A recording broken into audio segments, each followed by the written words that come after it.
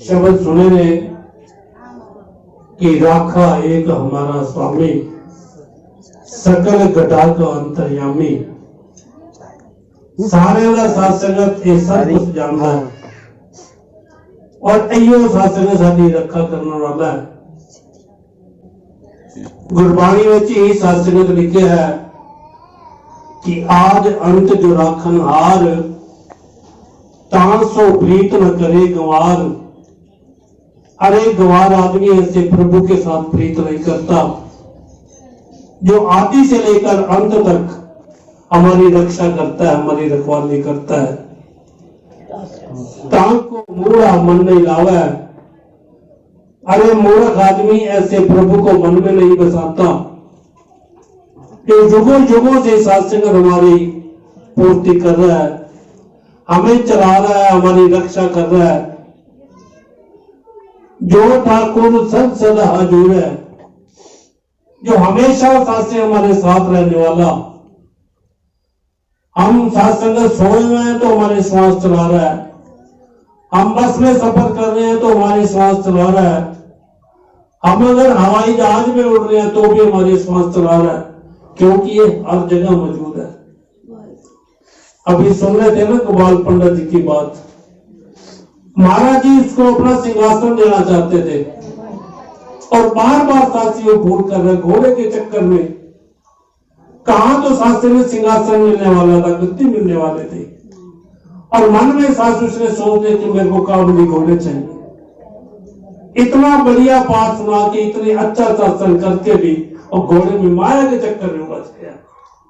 और गुरु सत्संगत दयाल, और ऐसे ही सत्संगत, मैं खांसी की बात बताता हूँ, सच्ची बात है, अच्छी सत्संगत बात है। नए साल वाले दिन एक व्यक्ति ने मोटरसाइकिल खरीदी और भिवानी जाता था नौकरी करने के लिए रेल पर। मोटरसाइकिल साथ संगत घर से जब चला 2-4 मिनट लेट हो गया। जैसे ही नहर पे पहुंचा गाड़ी ने मिक्सचर दे दी। मोटरसाइकिल को भगाया और स्टेशन पे खड़ी करके वो ताला लगाना भूल गया, भागकर गाड़ी पकड़ ली। अब गाड़ी में चढ़ गया, फिर उसको याद आया कि मैंने मोटरसाइकिल को तो ताला नहीं लगाया।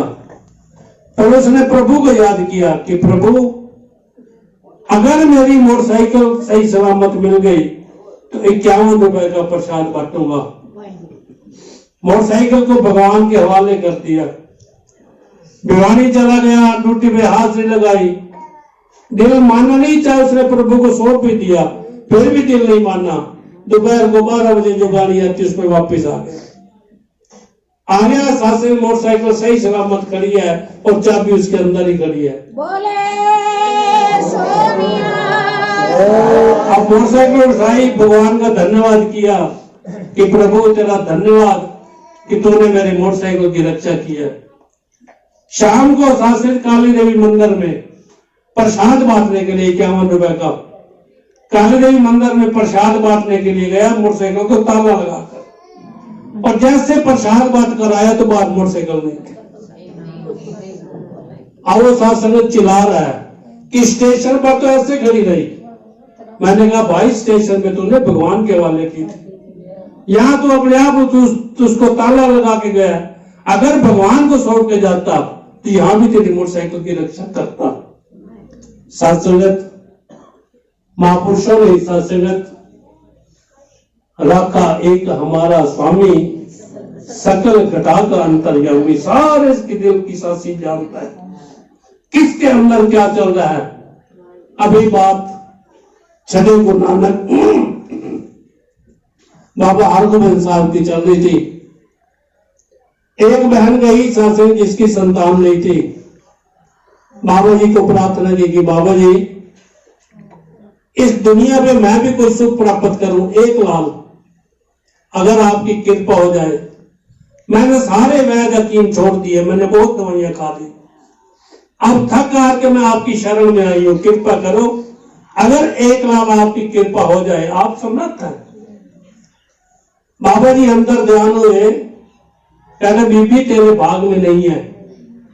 उदास हो गई, सासी को घर में बैठी है, उदास हो गई। भाई गुरदास जी सासी गुजरे, उसने देखा कि बीबी उदास बैठी है कि बीबी क्या बात है, तू घर में आके तू इतनी उदास क्यों बैठी है। कहती बाबा जी के पास गई थी और एक संतान के लिए प्रार्थना की है और बाबा जी ने कहा है कि तेरे भाग में नहीं है। भाई गुरदास जी सासी उसको समझा रहे हैं, उसको आशीर्वाद दे रहे हैं कि बीबी सुबह सवेरे बाबा जी सैर पे निकलते हैं और फिर तू सवेरे सवेरे अमृत वेले बाबा जी के सामने हाथ जोड़कर खड़ी हो जा।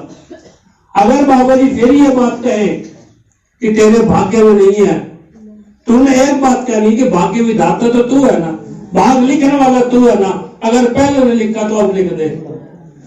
उसके दिमाग में सासी ये बात बैठ गई और जैसे ही सवेरे सवेरे सासी बाबा जी घोड़े पर सवार होकर आए और बीबी हाथ जोड़कर सामने खड़ी हो गई। बाबा जी आप सम्राट हो, सब कुछ करने वाले हो, आपसे सासी किसी ने को पूछना भी नहीं है, आपके भंडार भरे हुए हैं, कृपा करो एक संतान तो दे दो। बाबा जी ने कह दिया अच्छा जा तेरे घर संतान होगी, क्योंकि पहले जब उन्होंने कहा कि रात को तो तेरे को कहा था कि तेरे भाग्य में नहीं है।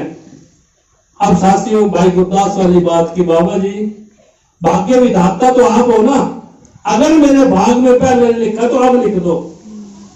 बाबा जी मजबूर हुए, उन्होंने कहा जा तेरे घर संतान होगी। ऐसा नहीं बाबा जी गारंटी दो लिख के। लिखू किस पे, कोई कलम नहीं कोई शाही नहीं, कैसे लिखूं।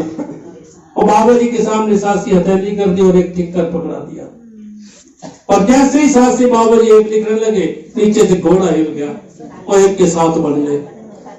कहता बीबी तेरे भाग में या तो एक भी नहीं था, अब साथ होंगे। और उनको गुरु घर से जोड़ के रखना, सेवा के साथ, सिमरन के साथ, सत्संग के साथ, और जितना जितना ये जुड़ते रहेंगे तेरे घर में आनंद की खुशियां, आनंद की बहारे आएंगे। और संगत जैसा कि हम अभी सुन रहे थे, हमारे बुजुर्गों और परमात्मा मेरे चंदी सरवानी जिनकी आज मिठली याद सासंगति परिवार मना रहा है, इसी प्रकार सासी परिवार फलता बोलता रहे। सबसे बड़ी बात सासंगत तन निरोग रहे। अगर तन निरोग है तो भक्ति में भी सासी आनंद आता है। और ये महापुरुषों का सासी कथन है कि पहला सुख निरोगी काया। अगर काया हमारी निरोग है तो सत्संग में आनंद आएगा, भक्ति में आनंद आएगा। इसी प्रकार सत्संग की सेवा सिमरन सत्संग करते हुए ये परिवार फले फूले, हर प्रकार की खुशियां आनंद इस परिवार में बने रहे। ऐसी मेरी प्रार्थना। वाहिगुरु जी का खालसा, वाहिगुरु जी की फतेह।